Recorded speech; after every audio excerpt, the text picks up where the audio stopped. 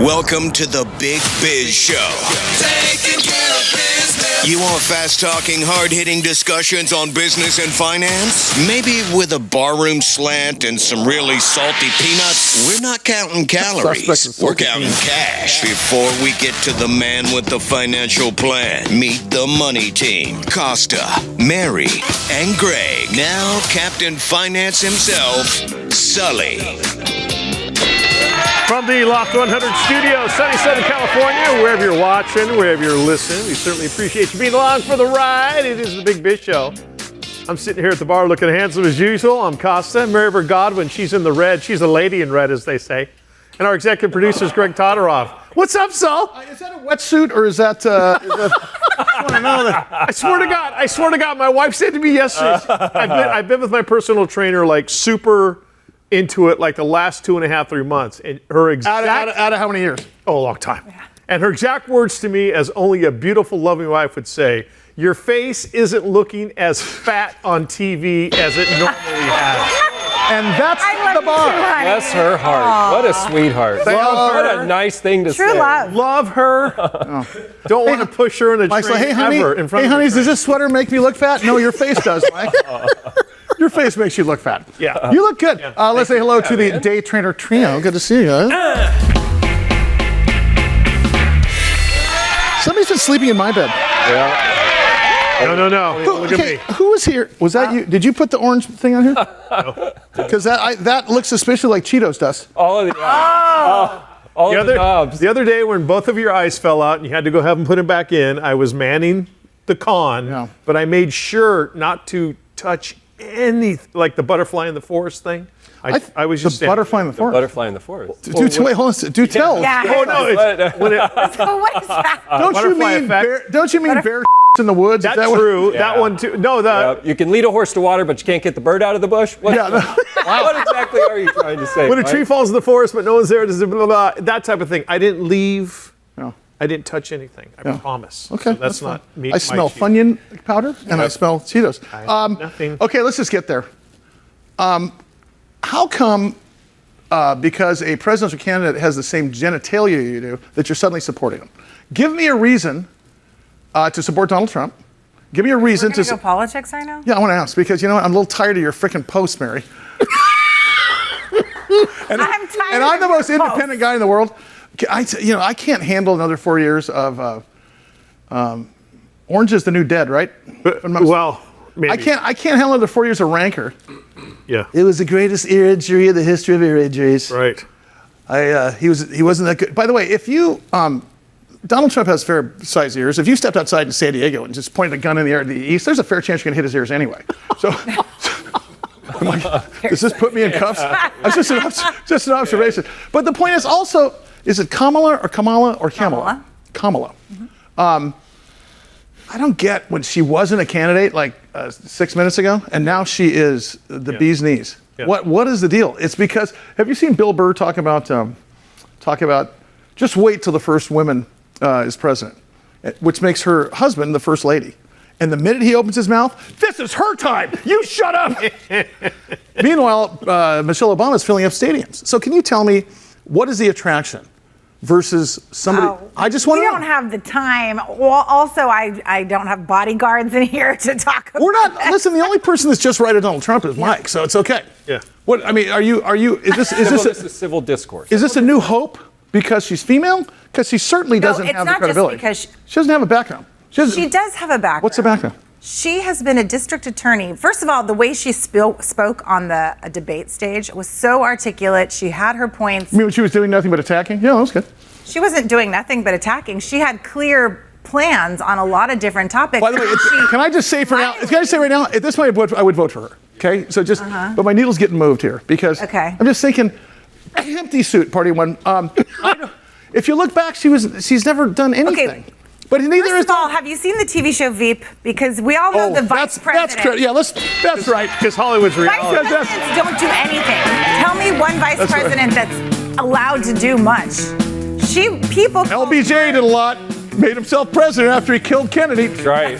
Big Biz Show. BigBizShow.com. See, I can't. I let the band cut me off. They know. I can't stop from watching crop circle videos and also JFK. Proud to say in over 175 countries and all the ships at sea on the American Forces Network, this is the Big Biz Show. To our brave men and women, the United States Armed Forces, thank you for what you're doing, what you have done for us. Costa, Mary Bird Godwin. Our executive producer is Greg Todorov, and of course, who's kind of mouthy today. What the hell? Where's your cup bar? Jeez. Sometimes, every once in a while, if I could get Mary to keep it quiet over there. I know. Hey, Mary, quiet down. The men are talking. Oh boy. 125 million TV homes strong. Thank you to Biz Television Network, American Life Network, and of course Bloomberg El Financiero. And we're going into Bloomberg EU. They won't put us on primetime in Bloomberg US. I wonder why. Jeez. Great to see you. Hey, Christian Kanstrup, what a treat having you in studio, my friend. Sure. Great being here. We met you, I believe, at a biotech conference here in San Diego just a short while ago, right? That's correct. I want to talk about the thing that most viewers email us about. And of course, Christian is the CEO of Evaxion. EVAX is the stock symbol. And this is where you talk about literally AI and cancer therapy and biotech therapy. And it's interesting because who would ever think that you could speed up the velocity of research as well as treating these maladies with AI? Yeah. My first question is, do we trust it enough? Because if I GPT chat myself, I'm currently married, living in Las Vegas with his lovely wife Christy and his 2 young boys. So it's about 85% perfect. Talk to me about how AI works with biotech. No, I think it's fair to say we trust it.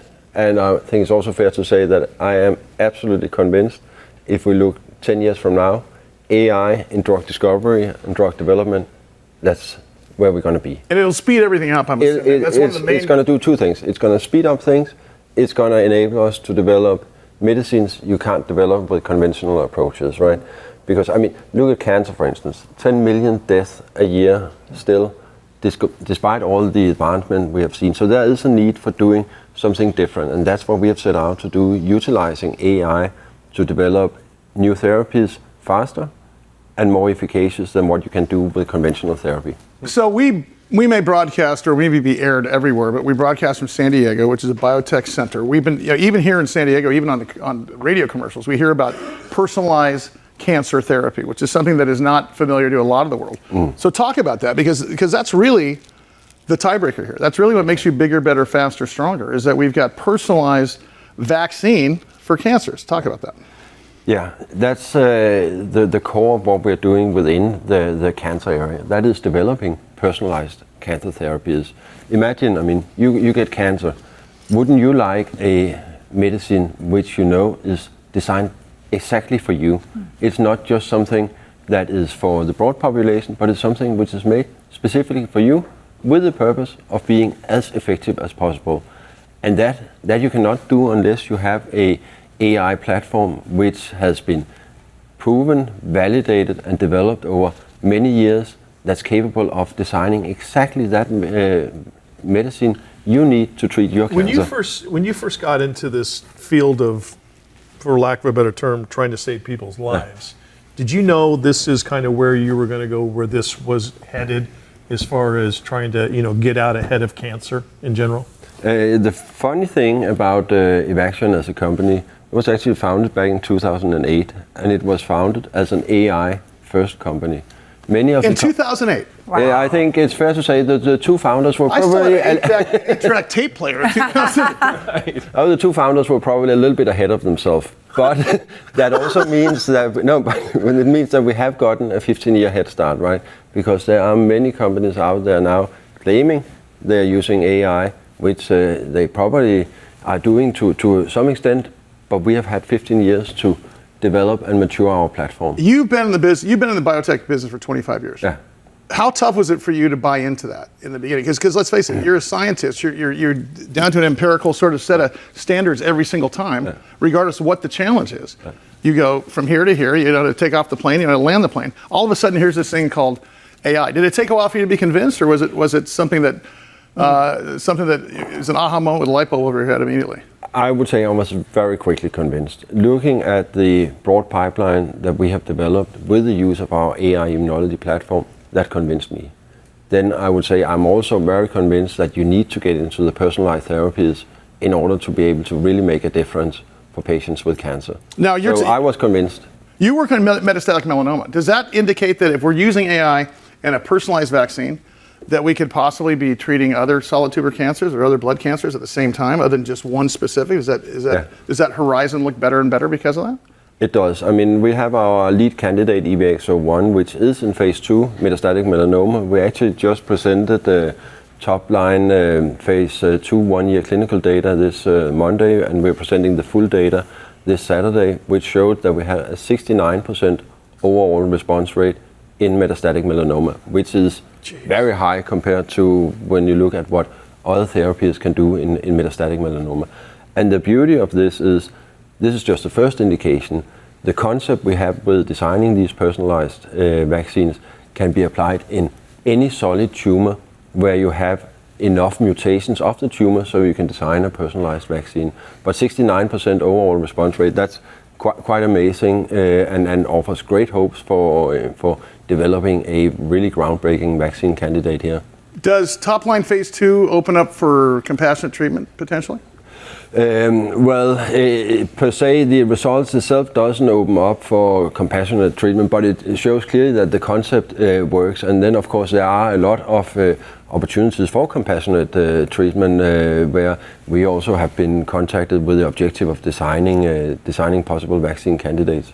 Talk about Merck, because here's how I feel about this. I think that if you have, the cure for male pattern baldness, okay, or you have a cure for whatever the market is, and suddenly you discover that this therapy can treat other therapies, and you start doing partnerships with guys like Merck or Pfizer, is there some pressure for you to reverse engineer this to get the biggest market versus the biggest need? In other words, if there's a bigger market for, let's say, breast cancer versus metastatic melanoma, do you switch gears or you just add it into the cadre? No, you focus on where the unmet needs are, because with the unmet needs, you also have the market opportunity. And I think here we don't have to worry about one indication or the other. 10 million deaths a year, still significant unmet need within cancer. So we want to make a difference for patients. I mean, our purpose is to be saving and improving lives with our AI immunology platform. So it's about going after the unmet needs and making a difference for the patients. And with that comes a significant commercial opportunity, which is also evidenced by the data we presented this Monday. You talk about, you're really kind of an enterprise-wide solution, because not only are you coming up with a therapy here that's novel, that seems to be able to be global in terms of treatment, but you're also an R&D company with Merck. You don't see that every day in a biopharma. And if you can pull that off, that's a whole new business model for biopharma. Talk about the Merck deal, talk about the R&D thing. Yeah, no, I mean, we're doing two things, or a number of things, but two things in particular. One, developing our own pipeline assets, such as the EVX-01, which, by the way, also is done in collaboration with Merck. And then we have a different partnerships with Merck, where we are developing a completely novel vaccine candidate within infectious diseases. It's an infectious disease where there is a significant unmet need and no vaccine available today. And here we apply the AI immunology platform again to do it faster, to do it better than what you can do with traditional approaches such as reverse vaccinology. Will you take this to market, or will you have a bigger company come acquire this asset and just keep going on the next deal? We are looking to partner, because what we do best, that's the science, discovery and development of novel vaccine candidates based upon our AI immunology platform. I believe that Merck is a lot better at doing the late-stage development of a vaccine candidate and eventually marketing them. I believe in doing what you do best, and that's definitely utilizing AI to develop new, truly groundbreaking medicines. So in as much as what you can tell us as a CEO of a public company, what do we got coming up in the next 12 months? Can you give us an indication? Yeah, it's going to be super exciting coming 12 months. I mean, it already starts on Saturday, where we will be presenting the full data set of our EVX-01 in metastatic melanoma. And with the top line data, I mean, I am truly excited about the full data set coming out here. So that's one thing. Then, of course, we have also a lot of focus on generating business development partnerships. That's where we have been focusing a lot during the past 6 months. Now we have been spending a long time developing a truly unique pipeline, truly unique platform. Now we have pivoted into the phase of let's partner these let's bring them to the market, and that's where you should be looking for some exciting, hopefully, announcement around new partnerships. Well, that means there's going to be an announcement. Hello. I can't wait to have you back in San Diego. Thank you so much, Christian. Christian Kanstrup, CEO of Evaxion. EVAX is the stock symbol. It's exciting stuff, and we could go on forever on the thing. I think our Bloomberg audience got to take a look at the Bloomberg Focus we're going to be doing with Christian coming up shortly. Once again, Evaxion-Biotech. Thanks, Christian. Good to see you. More Big Biz coming up.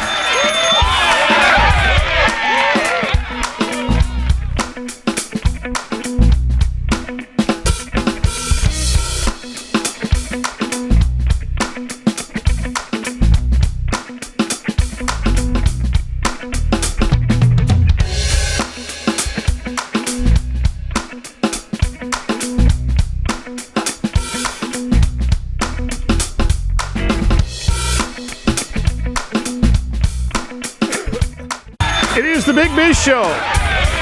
Hope you guys are having a great day. We always appreciate you being along for the ride here from Loft 100 Studios in Southern California. I'm Costa. That lady right there in the middle, that is Mary Burt Godwin. And our executive producer is Greg Todorov. He's over there at third base if it was a blackjack table. And of course, the guy behind the bar, Sully. That's true. Yeah. What would he be if he was playing baseball? Leave at third base. Third base still? That's what they called it. If I'm pacing that way. If I'm pitching No, that you're the catcher. Oh, he's first base. You're the catcher. If you're third base.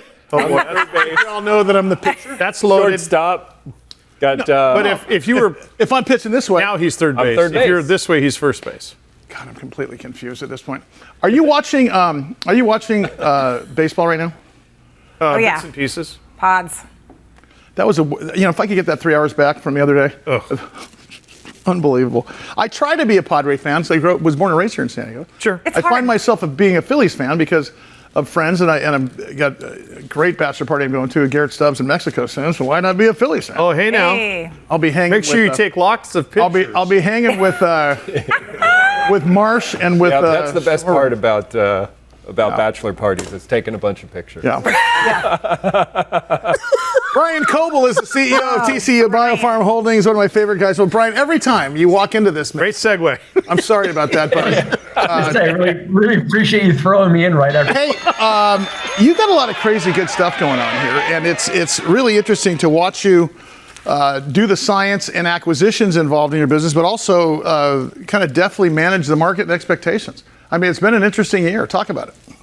Yeah, we're off and running, obviously. One of the positives we had recently is the movement into viral infections, which is great with monkeypox. We actually just announced today that the first patient in the restart of the ACHIEVE trial, so the increased dosing level, has completed their fourth and final treatment for TCB008. So they've received roughly 1 billion gamma delta cells with TCB008. So really exciting about that. We've seen no safety issues. The drug's been very tolerable for patients, at least no safety issues related to the actual treatment. And now once we complete that cohort, we'll have a chance to scrub the data, analyze the data, and then discuss with investors the efficacy results, primary, secondary endpoints, hopefully reaching. That should happen in the first half of next year. So, Hey, Brian, so since the science is moving the exact direction that you anticipated, things are going well, is the next challenge to raise money to fund top line for the next phase? That's got to be the next challenge, right? Yeah, I mean, I think the next challenge for us is a couple-fold. One, it's not just the next sort of commercial trial. It's also, what is this data, the efficacy data from phase 2B, open up for us in other arenas? So it's not just, hey, let's keep going down the AML path. It's, all right, now what about solid tumors? We've looked a lot at ovarian, we've looked a lot at head and neck, we've looked at prostate, sort of those types of arenas. What do the combination trials look like? Because we think once this data comes out, you'll see a lot of people knock on the door that are in that sort of ADC, bispecific engager world to combine with TCB008. And then outside of oncology, what's the virology indications look like? We think monkeypox is exciting for us because it opens up the door for potentially a priority review voucher, which remember a couple of years ago, those things were selling for 50, 75 million. So it's a chance to really generate some money for the company as well in a non-dilutive manner. So we're taking a lot of this into account, but I think this data really is a springboard, not just to that next step of the commercial trial, but all these other indications and opportunities in oncology and outside of oncology. Hey, Brian, what's interesting is if you look at your model, not only are you guys moving down the field with respect to therapies and getting things approved, but you're also an acquisition company, which is really interesting. You don't see that every day with the Biopharm. Talk about that and plans for the future there. Yeah, we got kind of lucky, and well, I guess we were lucky and unlucky at the same time relative to the cell therapy market and what's been going on there. And you've seen, a lot of great companies with really good assets are facing massive headwinds in the fundraising world, both private companies and the VCs, where they're struggling to raise funds and struggling to deploy capital, as well as in the public markets. So from our perspective, broadly speaking, we want to be able to help people. And being a public company, that allows us to use our currency to make acquisitions. So looking at expanding our base outside of just TCB008 and our bread and butter of allogeneic gamma delta cells, we're looking at NK companies, we're looking at other modified CAR gamma delta companies, other companies like that, even some that are similar to us, where 1 + 1 = 3, 4, 5. There's a chance here we can take on, using our currency and some cash, expand the base, take on other indications, take on other assets, and all of a sudden, you become one of the largest cell therapy companies on the planet, sort of overnight. So we're trying to take advantage, I think, of what is, a difficult time for cell therapy companies, and also give these companies and their employees a chance to continue to exist and do the work that's necessary to get cell therapy where it needs to be as a therapeutic arena. Hey, Brian, when you first came on the Zoom with us, there was someone behind you, and then they disappeared. Are you being held against your will? No, they are. They're being held against their will. Okay, perfect. Hey, as far as TCB008 is concerned, if you go back to like the first day, the first start down this road, is it coming along kind of as you anticipated? Is it better than you anticipated? I think the path has certainly been rougher than we had intended. Okay. But I don't think that's necessarily indicative of the organization or the assets or the people. I think it's really indicative of those capital markets headwinds we were facing. If you remember, the company went public, the day after Mark Zuckerberg melted the world with meta numbers. Melted the world. Yeah, and it was just a downturn for biotech for 12, 18 months, cell therapy for now 24 months. So, I think we've had to pick and choose our spots and maybe move a little bit slower in areas that we maybe wouldn't have slowed in. But I also think from the perspective of the team's performance, from the assets performance, it's gone incredibly well. The fact that we were able to get the IND up and running with the FDA, the fact we're able to reorganize the trial that's ongoing and increase that dosing level with the support of the investigators, the support of the doctors, support of the DSMB, it tells you how powerful this therapeutic could actually be. And the fact that now we have patients, getting billions of cells, it really is incredible. So I think, no path is ever smooth. You never start day one, end up where you want to be, and have this like perfect plan, right? Yeah. Nothing ever works, right? It's everybody gets punched in the mouth.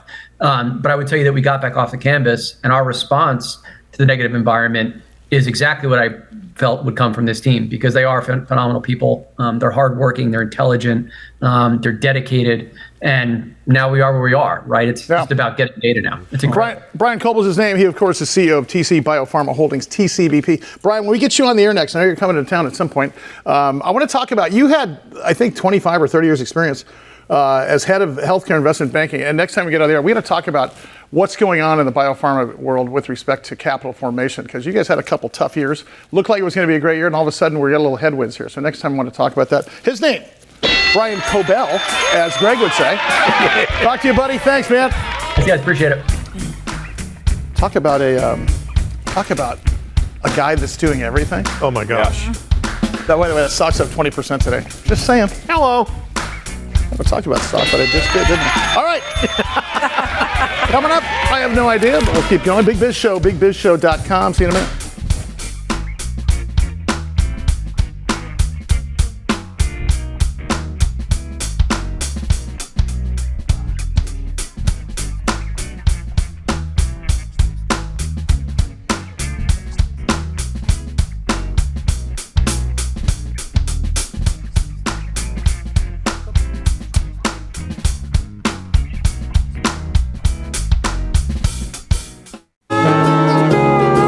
Loft 100 Studios, The Big Biz Show, and our affiliates and our hosts are not registered investment advisors or broker-dealers.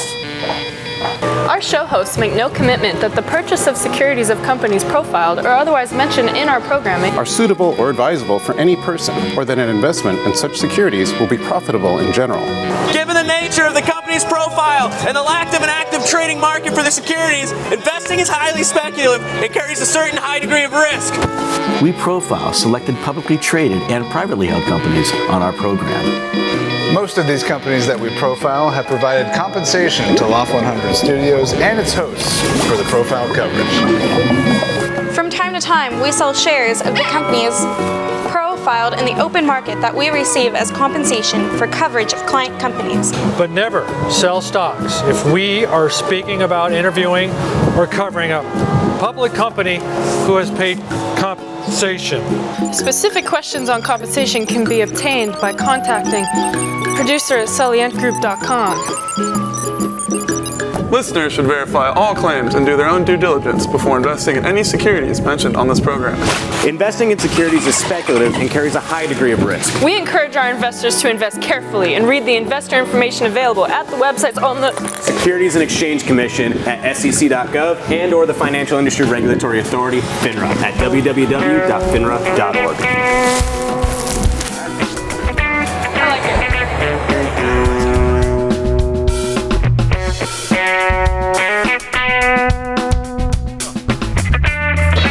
Big Biz Show humming along in another gorgeous day here in Southern California. Costa, Maribyrn Godwin, Greg Todorov, our executive producer, the guy right there, Sully. And might I say a much cooler Southern California? Yeah. It was like hot as it was Africa hot. It was. It was honestly like Middle East hot. It was disgusting. It's like I don't know why. It's just when it gets that way, and it takes away your will to live. It does that, and working with you guys. But other than that, can't get any work done. But can you imagine the people that are in like Howie in New York or Florida and stuff?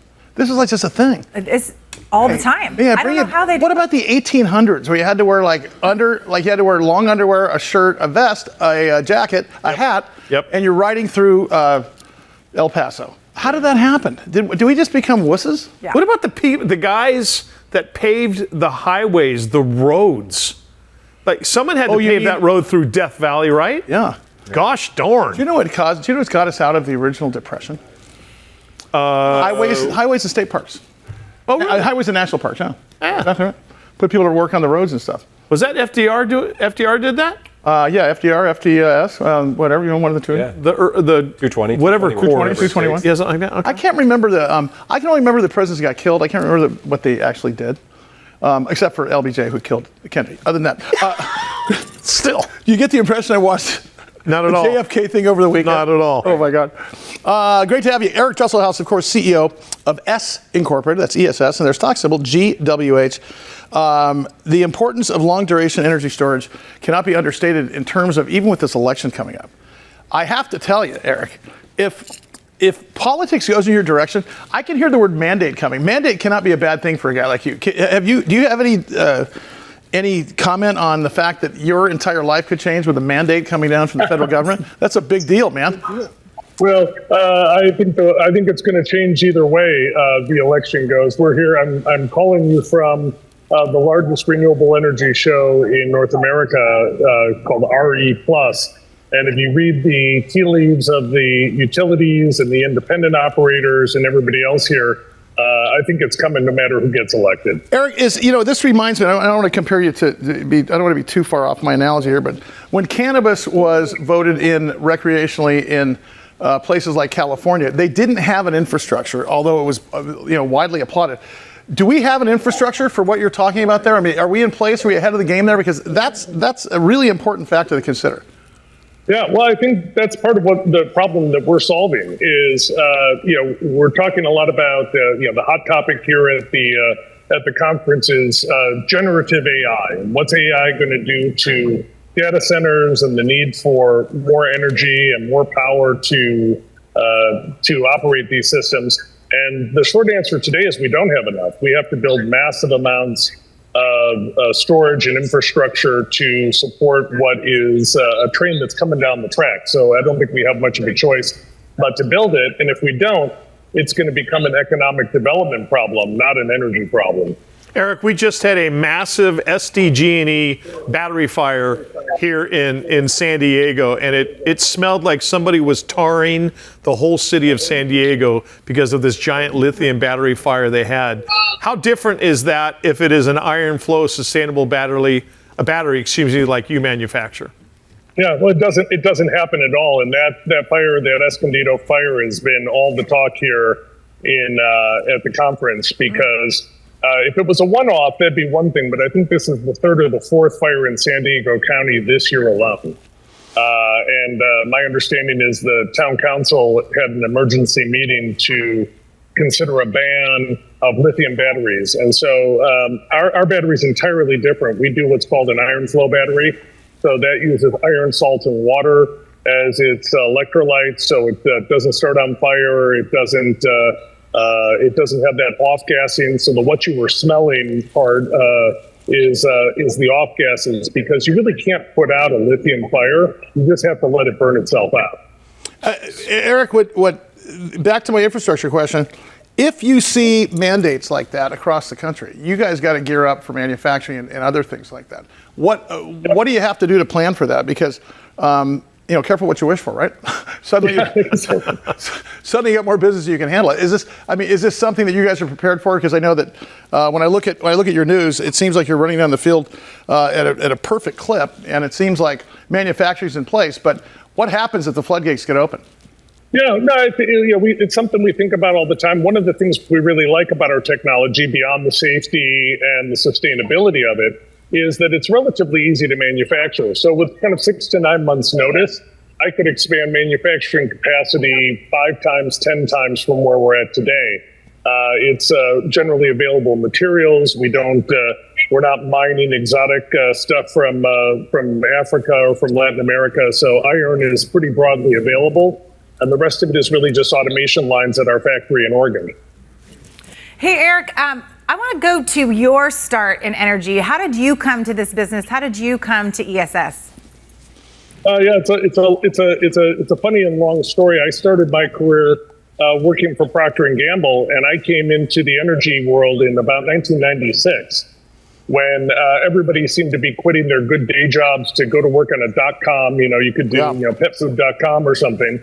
And that wasn't appealing to me, but I had a reasonable technical background, and so I started a company that was the first real smart grid company that operates and manages the grid.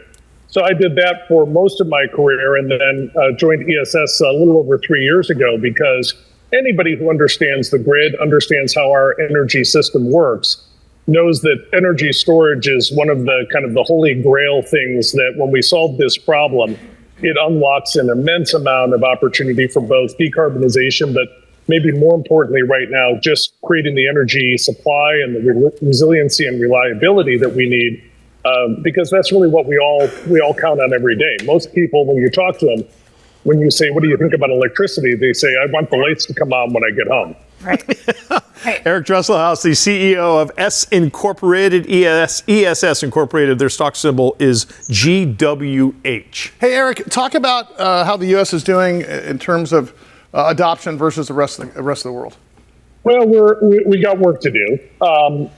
There's countries with higher renewable penetration, like Australia, like Germany, are frankly moving a little faster and a little more aggressively than we are. But I think the U.S. is starting to catch up, and you're seeing it. People think of it as a California thing, but it's Texas, it's Michigan, it's New York, it's Nebraska. Every place that has a lot of wind or has a lot of solar is starting to pay a lot of attention to how they get the storage to make sure the system stays resilient. How do we combat what happened with the solar industry, where we had so many sunset provisions in terms of tax benefits and such, that the thing sort of dried up? And the open air indicators, how often do you hear solar commercials on the radio anymore? And I know it's a little bit different, but have we put ourselves, have we set a good foundation for this to go in the future? Because it's happening. And you and I talked about energy transition a year ago, and we were talking about the idea of energy transition. It's here. Are we foundational? I think we're getting there. One of the things that some of the current policies and tax rulings have done that I think was really smart is they've got 10-year timeframes. So in solar, you may recall back in the day, everything got reviewed every year. And so every year, everybody panicked that it wouldn't get renewed. And then at the 11th hour, it would get renewed and we'd move on. And then we'll repeat that every year. And if I look at it, we're competing with China, right, from a manufacturing technology perspective, and they play the long game better than we do sometimes. Eric, we're going to head there next time with the camera crew. We got to go follow you around over there. That sounds like there you go. It's a great show. Thanks, buddy. Show. Talk to you soon. Appreciate it, Eric Dresselhuys. All right. No more stinky skies in San Diego. Oh my God! Well, when he says, right? Did you let it burn out? Did you just say, "Oh my God, oh my God, everybody, oh my God"? Did you see the fire? Oh my God! I'm your Eye in the Sky by Costa. Big Biz Show.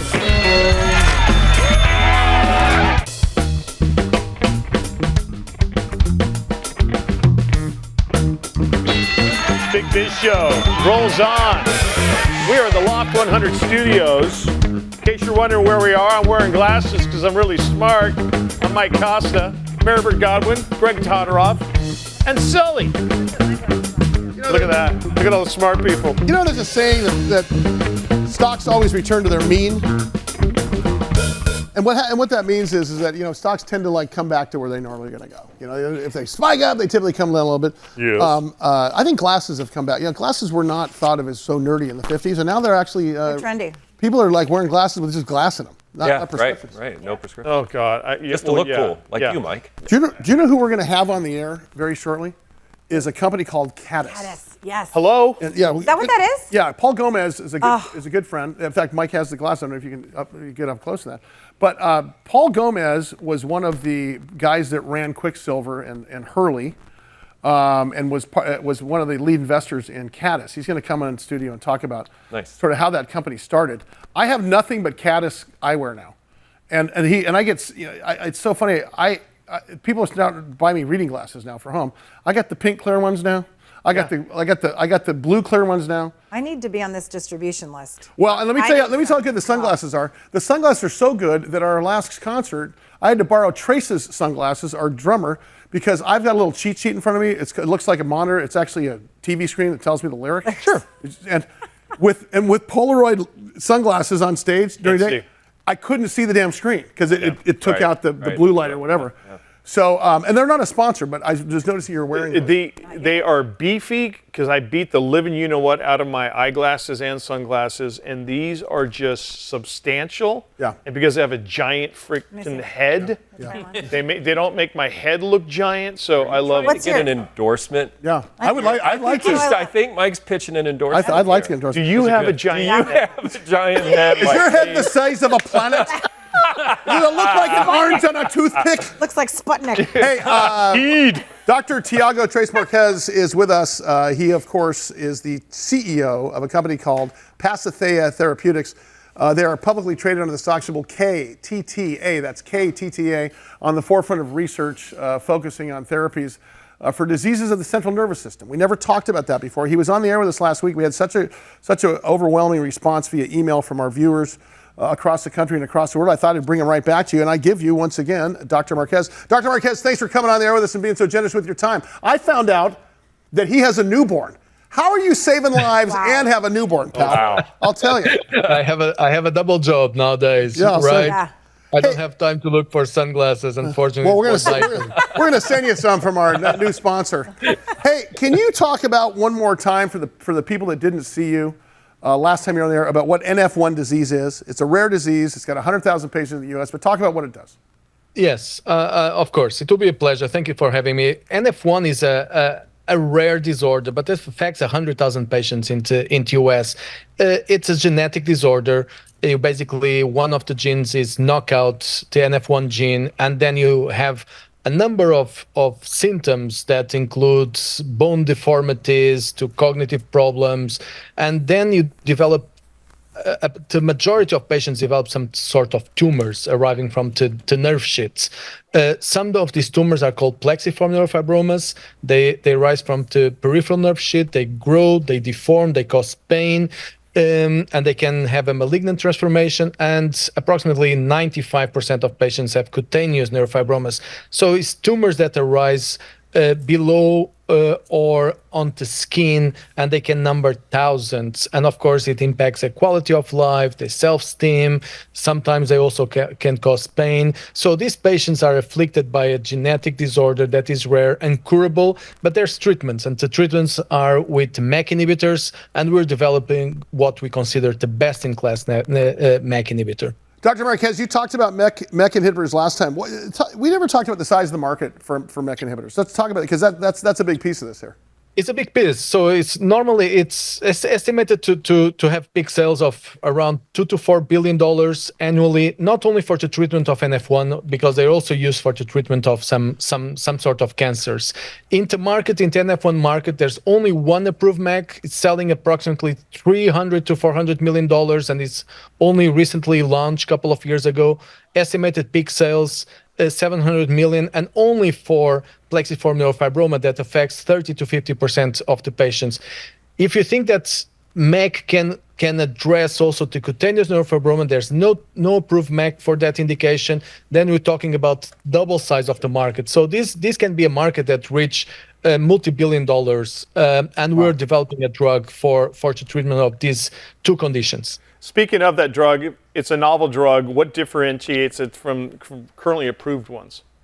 So a great question. Though there's one approved drug. It has a very short half-life. It needs to be taken twice a day. It has a food effect, meaning that you need to dose this drug in between your meals. You need to fast 1 hour, 2 hours before, 1 hour after, and you give these drugs to kids. So it's very hard to make them compliant with the dosing schedule. Efficacy is not great. Tolerability is a problem. So the drug we're developing, of course, we're on clinical trials still, but we hope that we're going to have a better efficacy. We will be able to only dose it once a day, and eventually even less. We're going to try to dose it only once a week, and it can leading to better efficacy and also a better safety profile. So if our drug behaves in clinical trials as it behaves in preclinical in animals drugs, we have a much better drugs, both in terms of safety, efficacy, and tolerability. Dr. Tiago Reis Marques with us here. He is the Chief Executive Officer of Pasithea Therapeutics. It's easy for you to say. Yeah, their symbol KTTA. So, Doctor, you were just touching on this a little bit about the development. Can you talk about where you are exactly in the clinical phase trial and what you can expect in the next year, 3, 4, 5 years?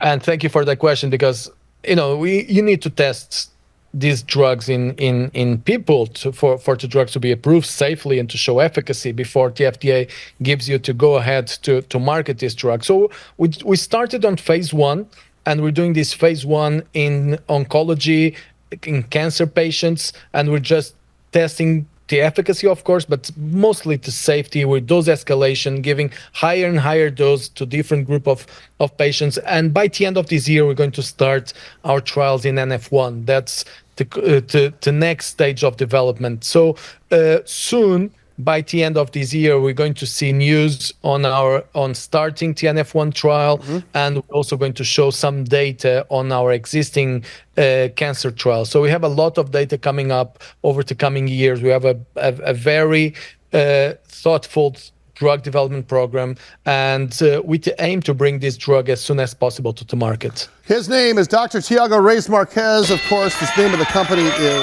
Pasithea Therapeutics. KTTA is their stock symbol, KTTA. Dr. Marques, you got to get to San Diego. You and the wife and the little baby, come on. Bring the newborn in. Mary, Mike, and Greg will babysit for you while you and I are out at the... Thanks so much for stopping by. That does it for us today. Big Biz Show, bigbizshow.com. Follow us everywhere. See you next time.